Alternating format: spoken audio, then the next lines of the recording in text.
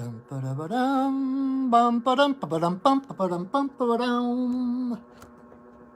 was my alarm telling me it is time again for our Monday mini medicine card readings. Hello everybody and welcome. Again, I am just getting set up and let people catch up and realize that we are in fact live. And I'm trying to keep myself plugged in. All right. How you doing? Hello everybody. I am Patrick and I am here to do some readings. Yay. Okay, where did I put my... As usual, I'm a little disorganized. But that is okay because it'll give me a chance to kind of babble a little bit, get it out of my system, let people know that we are live. It'll give me the chance to smudge my cards before I do any reading. So, happy Imbolc, everybody. If you don't know what that is today and or tomorrow, February 1st, February 2nd. I always heard on February 2nd. But Imbolc, I-M-B-O-L-C, is a Celtic holiday. It is actually the first day of spring. I know that our society likes to think of spring equinox as the first day of spring, but they're wrong. Imbolc, February 2nd, is on the Celtic calendar the first day of spring. Especially I'm here near Seattle, where our climate is pretty similar to the Celts. And if you notice, right about now is when the tulips you start to see the bulbs coming out of the ground. You start to see the flowers are just starting to pop their heads above the ground. This is the beginning of spring. Yay, spring is here. Now, if you're in Minnesota, where I am from, it doesn't feel like spring. In fact, there's usually still snow on the ground and all of that, but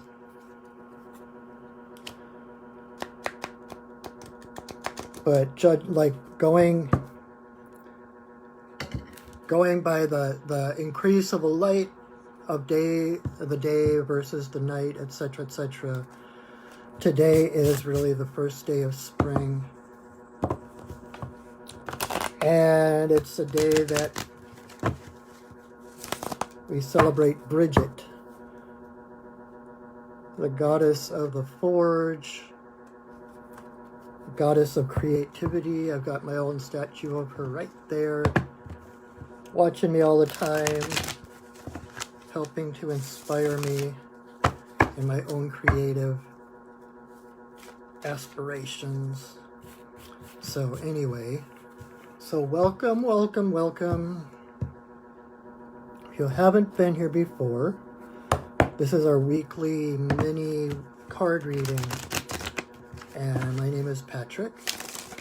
And I will be your friendly neighborhood shaman for the evening.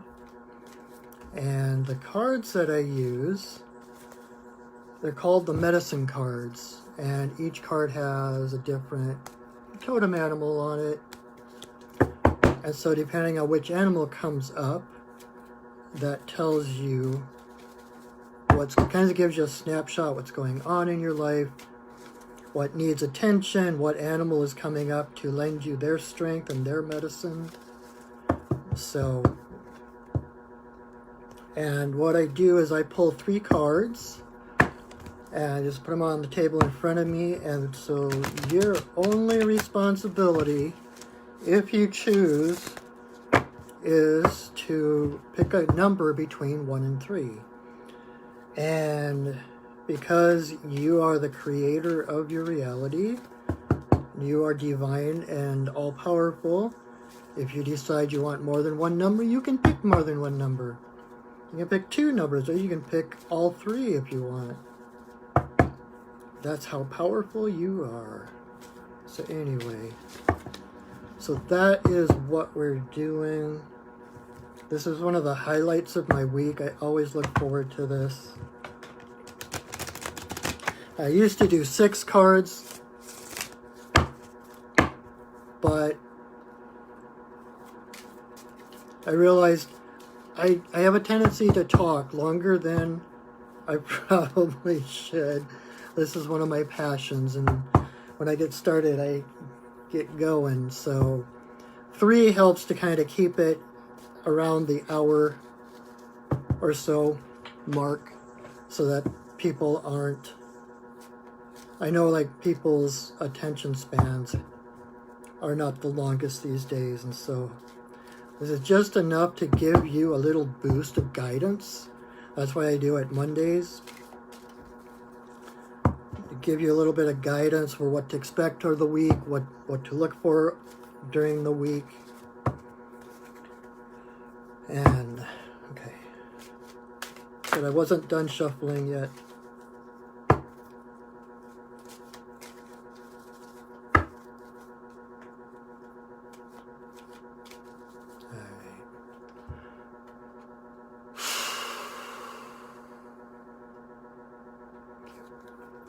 So we will just see who comes up. All right. All right. So choose your numbers 1 through 3. And we will talk about these cards. I need to shift it because there's a little cord running in front of me and it's getting in my way. I want to make sure I don't pull it out of the wall. There we go. So, here we go.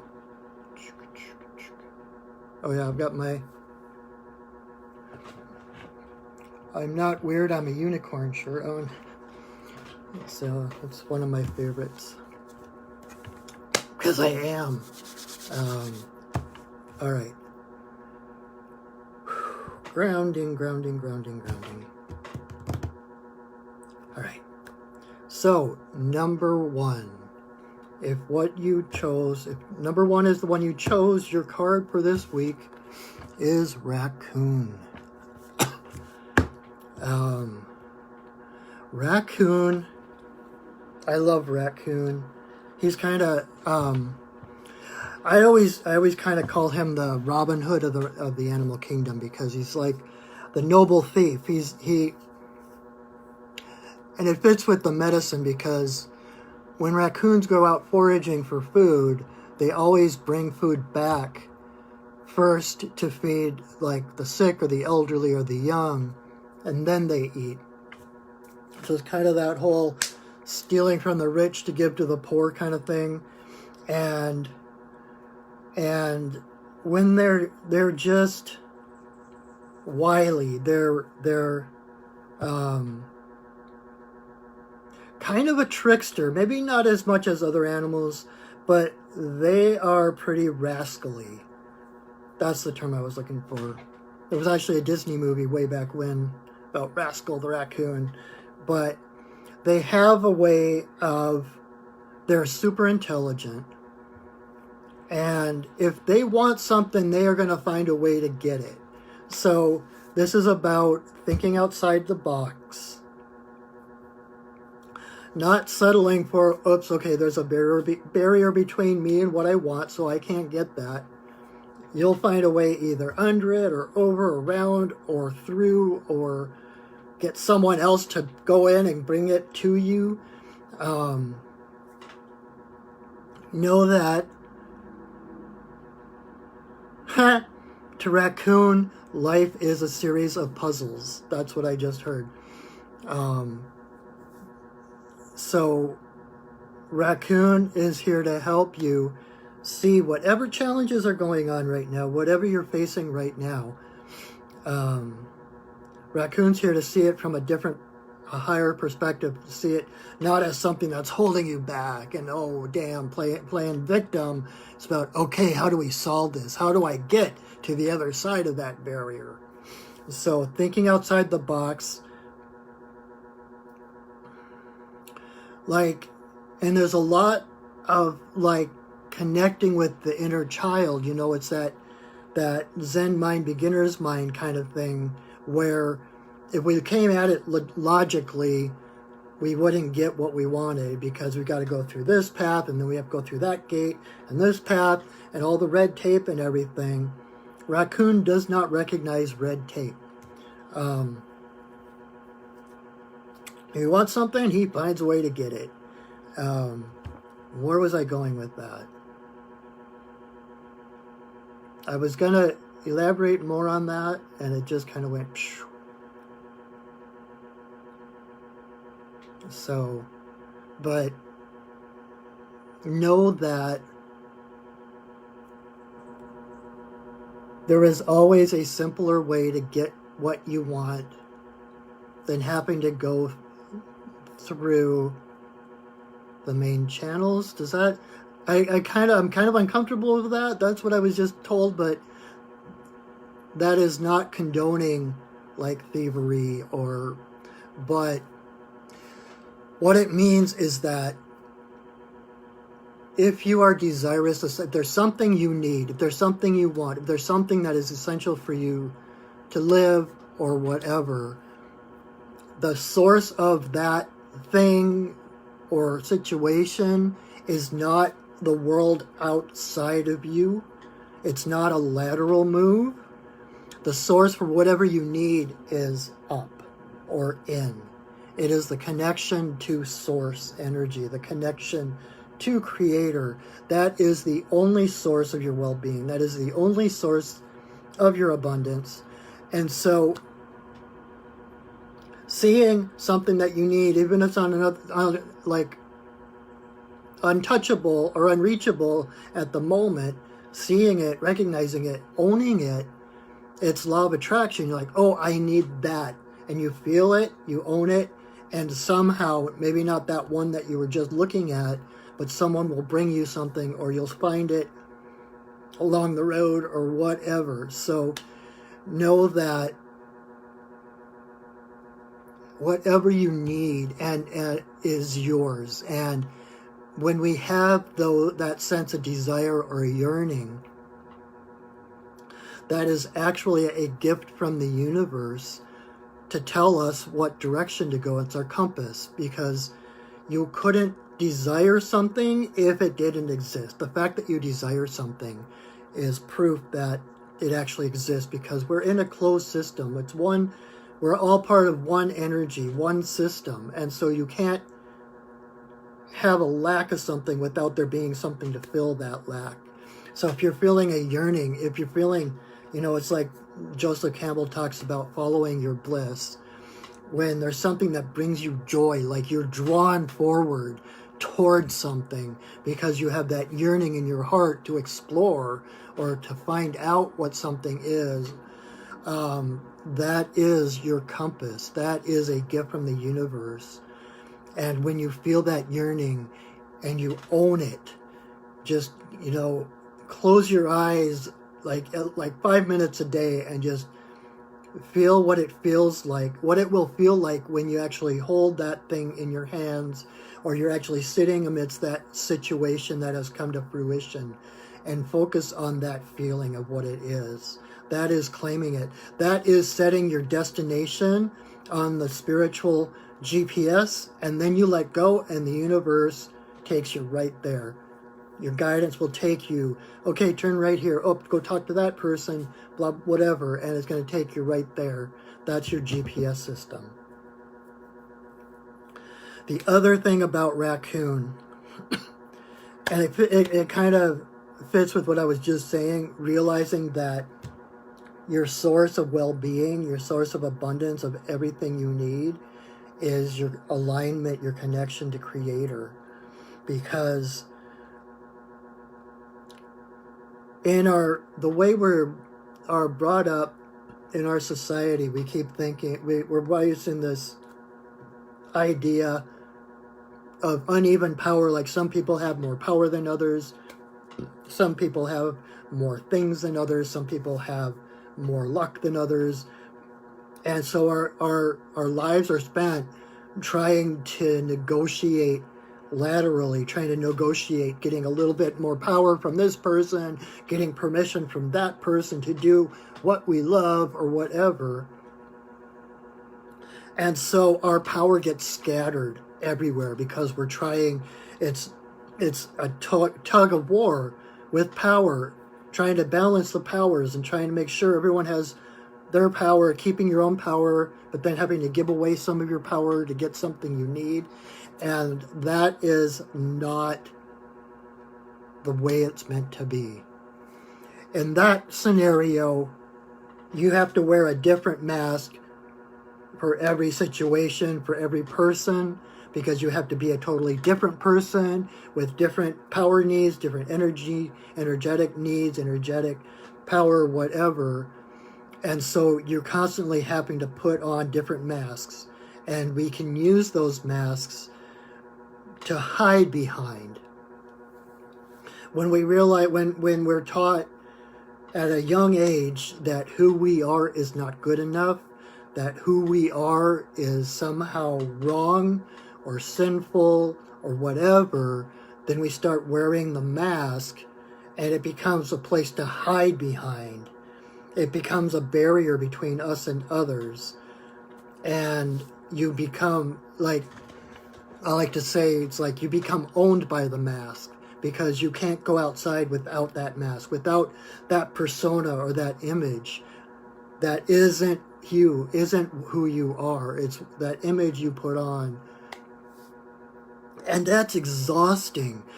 I remember when I first started years ago, when I first started being on Facebook, and it was like, I'm not all woohoo Facebook.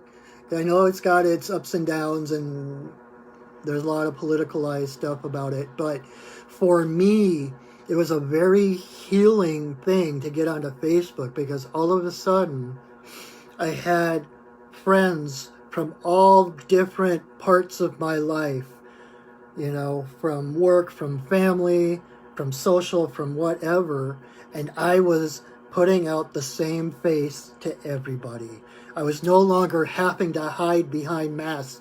Oh, this person's talking to me, I have to pretend to be this person, or this person's talking to me, I have to pretend to know all about this subject that I have no clue about, or whatever, and it allowed me to just be who I was without the mask.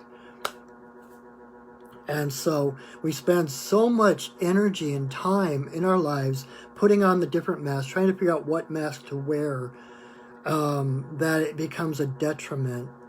And we get who we truly are gets lost amidst this, all that projection outward. But when we own the mask, that means that we realize that source, that alignment to Creator, that is the only source that matters, and everything outside of us is a reflection of our connection to Source. Then we know that whatever we want or need may come through different avenues, but that's the source. And when we have that, when we know who we are, and so that wisdom and self-knowledge, it's like moves from the inside outward rather than trying to define who you are out here and then just being hollow inside. It starts on the inside and shines outward. Then you don't have to worry about what masks you wear because they're all the same. They all come from the same source, you. You might still find yourself wearing different masks, but instead of them becoming a barrier and something to hide behind, something that basically depletes your energy, holds your energy in, it becomes an interface between you and others that allows your energy to shine. So it can become either a block or an interface. And you can put it on, when I talk about the mask, wearing different masks for different people, a while back I heard this phrase that I just fell in love with, and I've used it ever since then. It is called jumping metaphors, because when you're coming from your heart, yourself, you realize there are so many ways to say the same thing. You know, just like at the heart of every religion is love. Religions are just a way of expressing that love. And spirituality, everything, the heart of it is the same love, the same creator. And so when you know that you are connected to creator and you know who you are, then you can speak to people in their own language, and that mask of language, it becomes a focus and an interface for someone else. Like, for instance, where I first heard that phrase was in a death doula class, and talking about dealing with people who are dying and being able to jump metaphors, whether they're a Christian or a pagan. You know, if they're pagan, you might be talking about setting sacred space for them in terms of, you know, calling in the 4 directions, the 4 elements. If they were Catholic, you might say calling in Matthew, Mark, Luke, and John. Or you might, if they're Christian, you know, calling in the angels or whatever. But jumping metaphors, knowing that the essence of all of it is the same. And the mask that we put on it, the words, are just surface. And it's just a way of helping people understand from their own point of view, from their own mythology, what is actually happening. That's why we have so many mythologies and so many religions and so many ways of describing the same thing. And I keep thinking about that as far as like think about the poets. How many, like, poetry throughout, like, since time immemorial, all the poets have been trying to say the same thing, and every single poet has failed, because you can't take this and put it into words. But what I mean by, I don't mean that they should just ship off and do something else. And what it's like this, it's like the poet's job is to continuously try to put clothing on the unfathomable, right? And you can't put words to something that is beyond words. You can't. And so that's why there are so many poems and so many poets and so many epics through the ages saying the same thing, because they're all trying to describe the same being, the same state, or, you know, love. Again, like love at the center. Most poetry is about love and trying to attain love or feeling ripped off by love. But it's all coming from the same place. And so it's like being a poet myself, it's like I'm aware of this. There's almost it's like this tenacious futility where you keep trying and you keep putting things into words, and, you know, each poem might be more beautiful than the last because of the imagery that comes up and the metaphors, but you would never ever be able to encase the unfathomable in words. So anyway, so that is Raccoon. It's like, be sure when you know yourself, when you're coming from inside of yourself, speaking from your heart, it doesn't matter what mask you wear, because you are speaking from your heart. The mask becomes a focus of your energy to expand your energy, right? Does that make sense? So, and know that so the thing I said earlier about that, the noble thief and the foraging for food and bringing it back to the family first. Raccoon tends to, when raccoon pops up, it tends to have that service-oriented bend to it. And so if that's your card this week, know that whatever you're going through right now, whatever challenge you're having, or like whatever success you're having at recognizing the mask you wear, recognizing that it's you who's wearing the mask, and so you own the mask, not the other way around. Whatever successes, whatever you do toward that this week, not only betters yourself, it isn't for your own sake, but everything you do will be for the betterment of everybody around you. You're not living in a vacuum, and everything you do to raise your own frequency, to raise your own awareness of who you truly are, helps raise the frequency of everybody around you. Okay? So that was number one.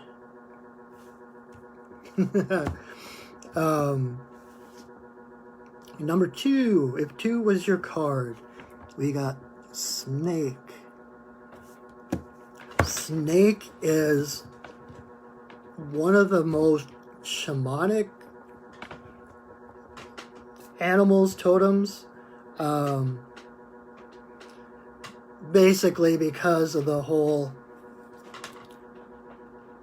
death and rebirth. Like the shamanic path is an endless cycle of death and rebirth, dying to the old, like letting your old ideas of who you are, your old beliefs, your old thought patterns, letting those die and peel away like the skin of a snake, so you can move forward into a bigger understanding of yourself. And so if you're experiencing a lot of upheaval right now, like a lot of people are, things falling apart, things falling away, losing friendships, losing jobs, losing items, whatever it is, know that it is not random. Know that there is a purpose to that. There's a really good book by Pema Chodron. I think I pronounced her name right. She is a Buddhist nun, and her book is called When Things Fall Apart. And the idea is that, again, like I mentioned earlier, we live in a closed system. We are all part of the same energy. You can't have a lack without having something that fills that lack. And so when things fall away, when things fall apart, they are making an opening for something else to come in. If things are falling apart for you, it's a sign that your life is that you're leveling up, basically. The old things that no longer suit you, that no longer fit you, are shredding, like the snake that outgrows its skin. It literally outgrows its reality, and the skin peels away. It can't contain the snake anymore. That's what's happening for you right now. The things that are falling away is like the old skin of the snake. It's like the old reality. And so your challenge is to keep focusing forward, to let go of those things that are falling away, let go of those things that are changing and shifting, knowing that there is something bigger and better coming on. And it's not an easy time. It is not a comfortable time, especially because when the snake sheds its skin, its eyes are actually part of the skin that it is shedding. So when its skin comes loose and it hasn't quite peeled all the way off yet, the snake's eyes are covered. The snake is literally blind and cannot see ahead of himself. So at these times when things are falling apart, it's a time of darkness. It's a time of questioning, because everything ahead of you is dark. You can't see into the future. You don't know where you're headed. So it becomes a time of self-nurturing, rather than just keep running out or running into things and trying to, like, I keep imagining a snake with masking tape or something, trying to tape his skin back on. No, don't go. You know, trying to squeeze ourselves back into the old reality. It's let that stuff go.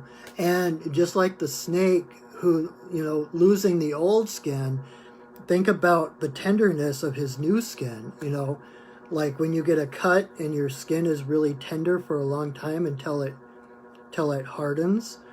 That's the way the snake is. That's what's going on right now. You're very sensitive because your new skin hasn't completely hardened. The old skin hasn't totally left yet. And so you're in that in-between state where everything is, where you're sensitive. Everything hurts.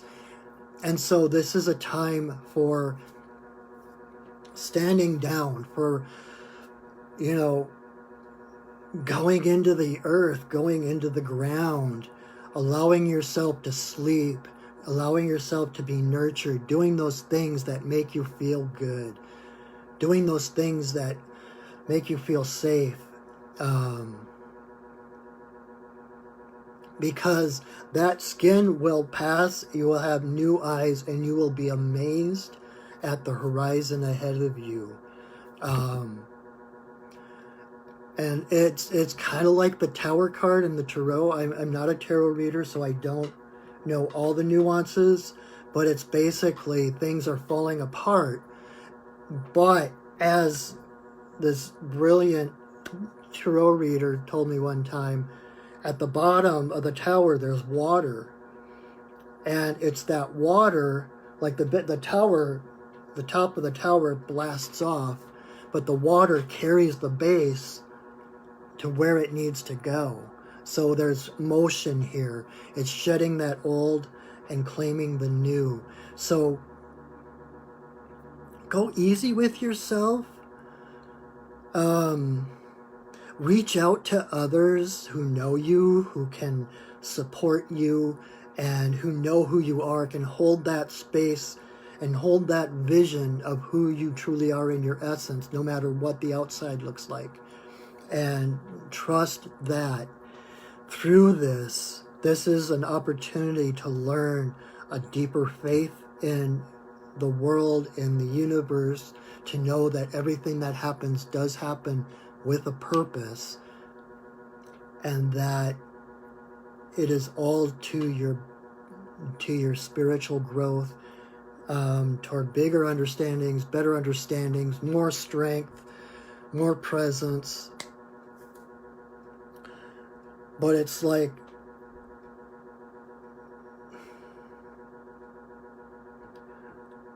the spiritual journey, it's like the hero's journey, right? Like from Joseph Campbell, where you leave home, you have challenges, you hit the bottom where it's like everything falls apart, and then you find your way back home, but with this new strength and whatever that you gained on that journey. And so every journey has to have that place. You can think of it as the winter cycle, where everything is dead, there's no nourishment, everything is underground, you don't feel as connected. But it's that place, that pregnant place of potential and possibility, that gives birth to that greater understanding and wisdom. I hope that makes sense. The other thing about snake is transmutation. That's not transformation where you change form, like a frog that starts as a tadpole and he transforms into a frog. It's like he stays the same, but his form changes. Transform. Transmutation is when you take one distinct thing and change it into another distinct thing, usually of a higher vibration. It's the old alchemist stone, changing lead into gold. Snake is venomous. Snake has the poison deadly, deadly poison, depending on what snake. But the seed of the antidote, the seed of the medicine, is the snake venom. And so you're transmuting what was poisonous into something that heals. And so the way I think about this is when you look back at your life, you know, you can look back over the past year or over your entire life, and you see those potholes where you feel like you failed, those places you regret, those places that you thought you didn't do your best, you could have done better, whatever that is. And it's taking the sting out of those and seeing those for the experience they gave you, for the wisdom they gave you, so that you can fill in all those holes of regret and guilt and shame and say, I experienced that. And just like I was just saying, everything happens with a purpose. Everything that I have experienced has added to my experience. I am now wiser because I went there, and I never need to go to that place again. So it's changing that, taking all those little thorns and quills and stuff that we stuck in ourselves and saying, oh my God, I'm just not worthy. Look at what I've done. Look at what I didn't do. There is no better time than the present to change all of that. And you can change all of that from here. And I learned a really great meditation from Sandra Ingerman in one of her classes about looking back over your life and sending bubbles out there to kind of absorb and to dissolve all of those places where the energy was just hectic and prickly and icky, and allow those bubbles to carry all of that poison up into the sky, give it to Creator, where that energy can be recycled into more positive energy. So it's like looking back at your life and know that you have never done anything wrong. Every decision you have ever made has brought consequences, has brought a result, and that result is part of the learning. And I'm finally that's actually starting to sink in for me. I keep finding myself doing things, and I'll make a mistake when I'm trying to learn something, and it's like, oh, okay, that way doesn't work. So I never have to try that possibility again. And I know, so that, like, if someone asks me, what happens if you do this and this, I can say very clearly and with experience, this is what happens when you combine those things or whatever. And so that's wisdom. When you speak from experience, that's the definition of wisdom. And that is the difference between wisdom and knowledge. So all those decisions you've ever made in your life have brought you wisdom. Claim that wisdom as you outgrow your old skin into a bigger, greater, more beautiful, slick, shiny creature. Claim that wisdom, you know. And another little tangent with snake is the whole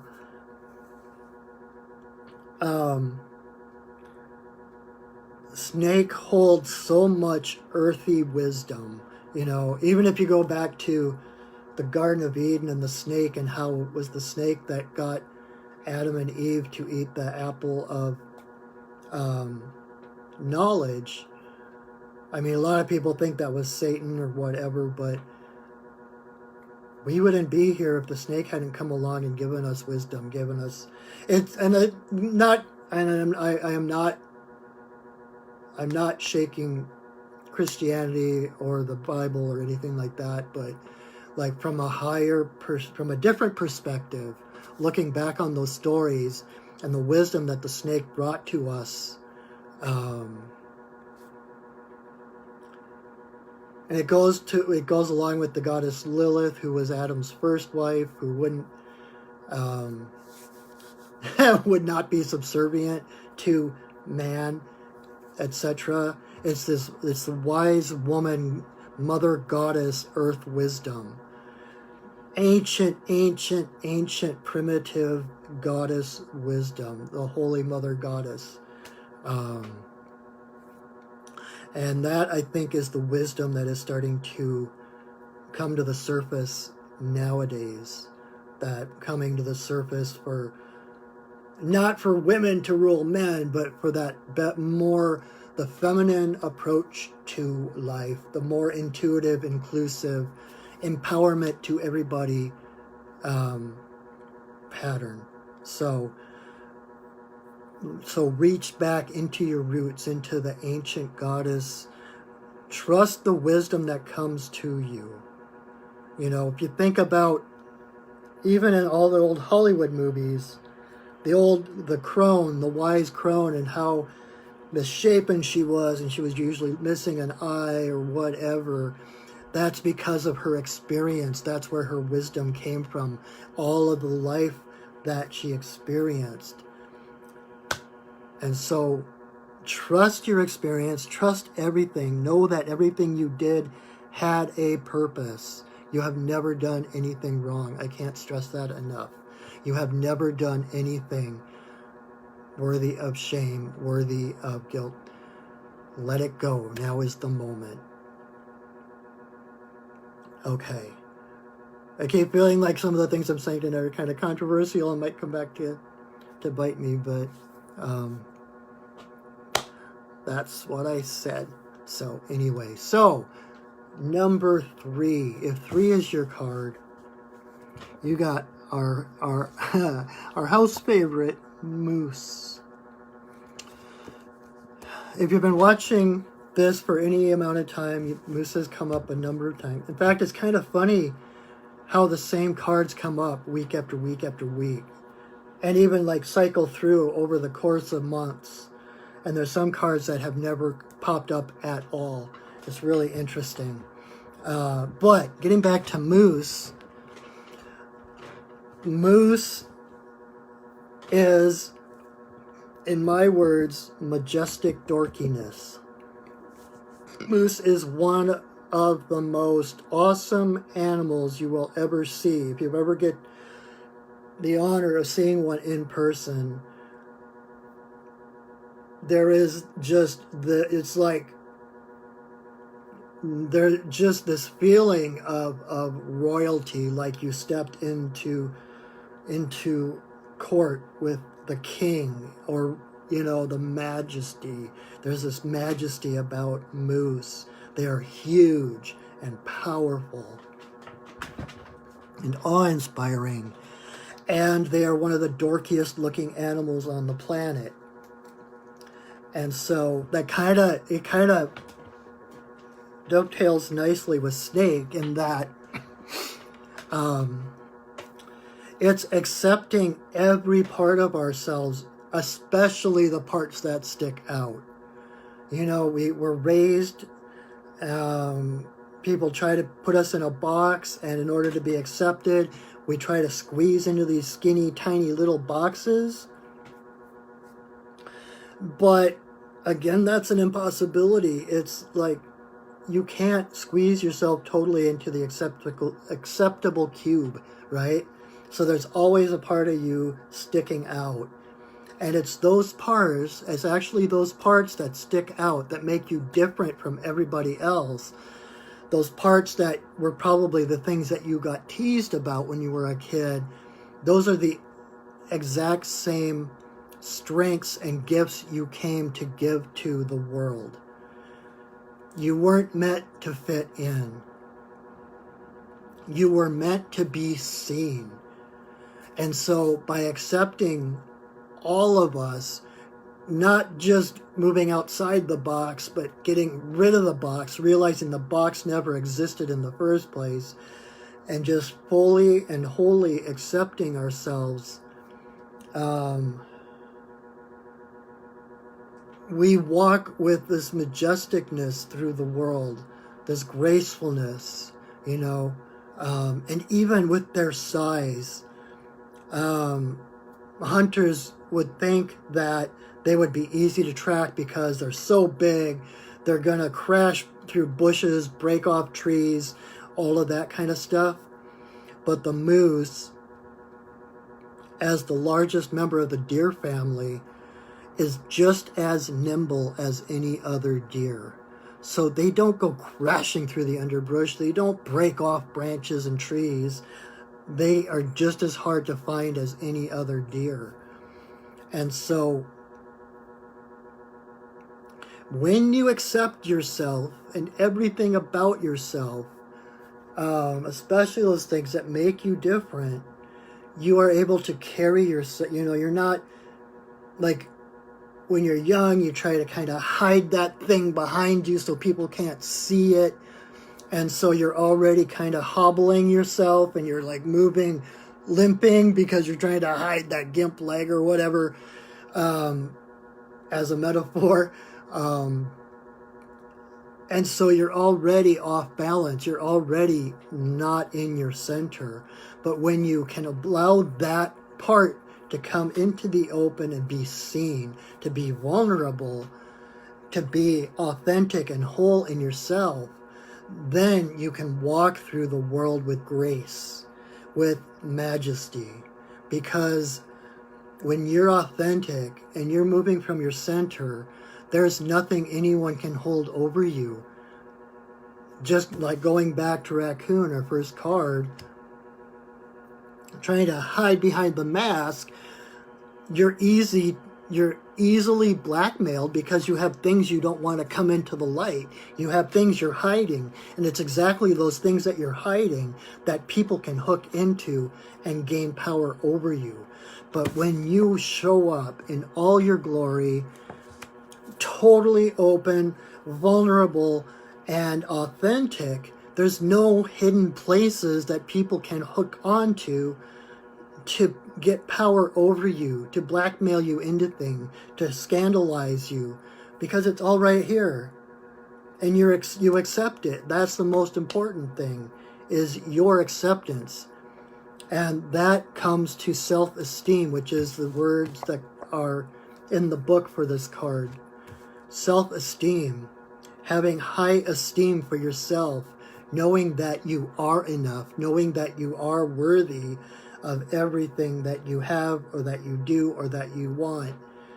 And on another level, again carrying through the other cards, where we talk about connecting to source and that being your only source of abundance, of energy, of power. Moose has that satellite dish on his head, and that's why even back through mythologies and stuff, animals with horns or antlers are seen as slightly more divine than others because they have that connection. They have the antenna open into the crown chakra, receiving all that guidance. They are never disconnected from source. And so when you step into your power like Moose and you accept everything about yourself, you never disconnect. You are the divine walking in this world, exuding that radiant divine light and love that you are. And then, like Moose, you become awe-inspiring. People see you walk by and they're just like, oh my God, who the hell is that? And they might hate you or they may love you, but just by being yourself, having that self-esteem, having that self-love and acceptance, waken something in everybody's heart that sees you. Like I said, if that's your medicine, if that's your card, you are meant to be seen. It doesn't mean all the time, like I said, like other deer, Moose is as nimble and can hide away in the woods just as easily as any other deer. But you were meant to be seen. You were meant to be, you were meant to display and demonstrate the presence of love in the world. And when you do that, it's effortless. Like you're just being you, And when your cup is full and overflowing, you can't help but help other people, right? Because that energy has to go somewhere because it's overflowing from you. And so it goes to everyone and everyone around you that you come into contact with, because you're the higher vibration. you click their heart frequency up a notch, at least a notch, if not wide open. So some people will be awe-inspired by you. Some people might try to give you their power, thinking that you're the Messiah, you're the one who knows how to get there, so they might try to follow you because they want what you have, not realizing that that is their own heart waking up. Others will love you as the example you are, and they will find that opening of their own heart into their own energy, their own self-love and acceptance.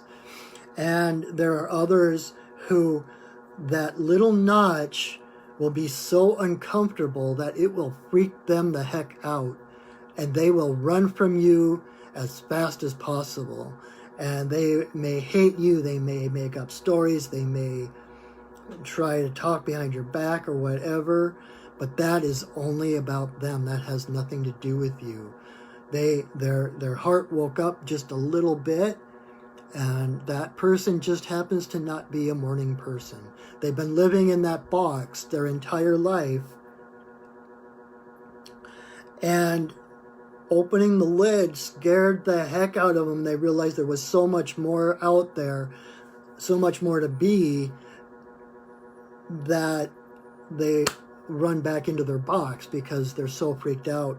They're overwhelmed. They can't imagine a world where where they don't have those same guardrails of, good and evil or whatever, keeping them in line.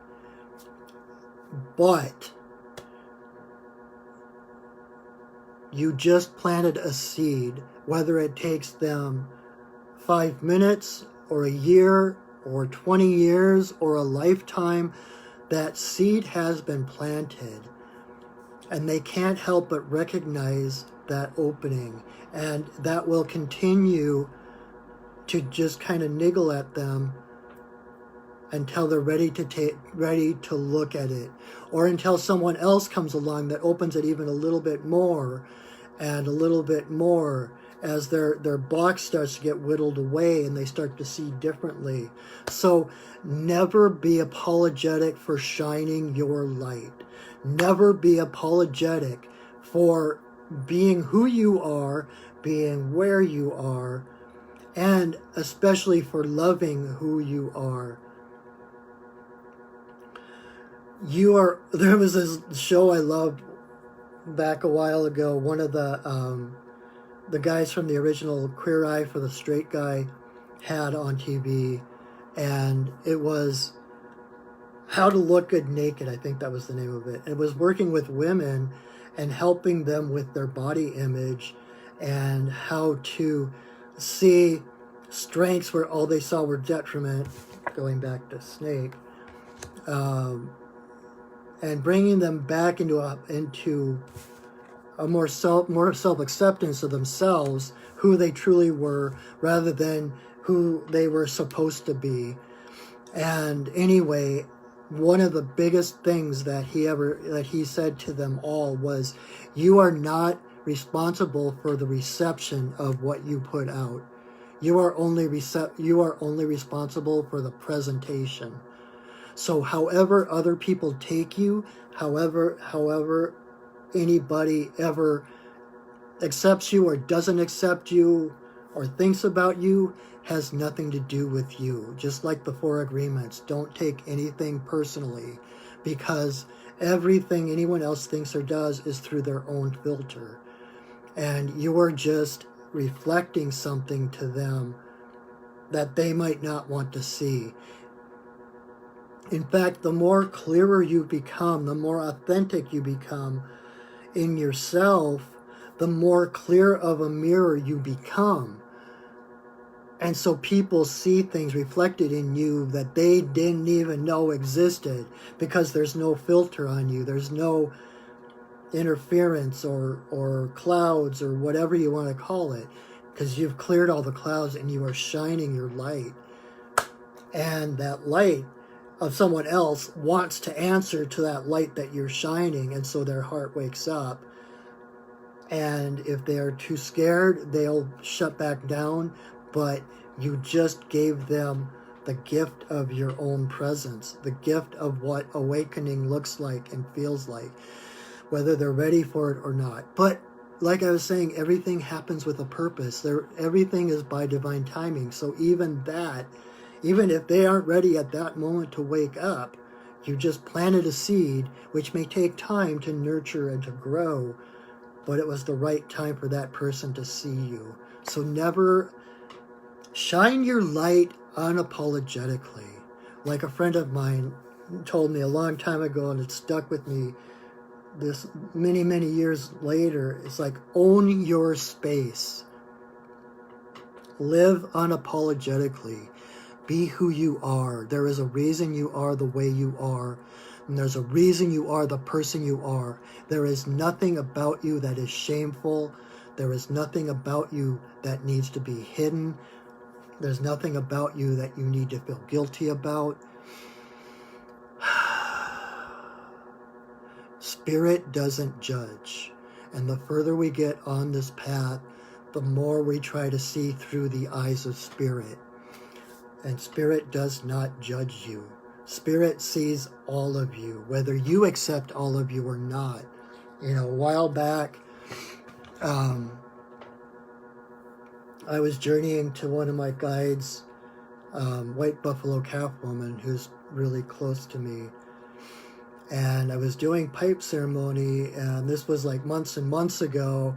I'm trying to figure out what I'm supposed to be doing in the world, and I got laid off from my day job, so I got the opportunity to increase this job, and I'm like, am I doing it right? Am I doing everything I need to be doing? Is there anything I am not hearing you say? Is there any guidance I need? And all blah, blah, blah, going round and round and judging myself and thinking I'm not worthy and not fulfilling my duty or whatever. And she was like, you're the only one here who is judging you. We see you for who you are. There is no judgment. We know who you are. We see who you are. We have no judgment about who you are right now, what you're supposed to be doing right now, or what you're even supposed to be doing in the future. Right here and right now, everything about you is perfect. And that's how we treat you. And I have this written on my bathroom mirror: treat yourself as we treat you. And so that was this huge lesson for me, that Spirit doesn't judge us. We're the only ones who draw those lines and say we're either worthy or not worthy, or we're good enough or we're not good enough. You are good enough. You are worthy enough. There is nothing wrong with you. Nothing. Let it go. It's all illusion. It's illusion. It doesn't exist. The judgment, the only place that a judgment exists is in your own mind. And so those are the things to face. That is the skin to shed. That is the mask to let go of. Any judgment you have for yourself, anything, because you are divine light and love.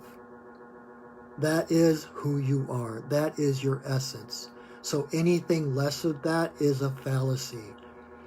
Anything that makes you feel less than whole, less than powerful, less than divine love is intrinsically untrue. You are powerful beyond measure. You are the divine light and love in this world, walking around in a human body. So try to shed that off. That is not serving you, and it is not serving the world. that's keeping you hobbled up and walking through the world uncentered, and when you're meant to shine your light wholly and completely, radiating that light like a star, being that presence of light in the world that lights up the world around you. Who can turn the world on with her smile? Sorry, flashback. But anyway, yeah. So, and we are just about at an hour. Yay. So that is the reading for this week, my friends. Thank you so much for joining me. I can't tell you how much I appreciate you. If you enjoyed this, feel free to share the video. Invite your friends next week. Connect with me for your own personal reading. You can look on my website at perchingwolfstudios.net and see how to sign up for a reading for me.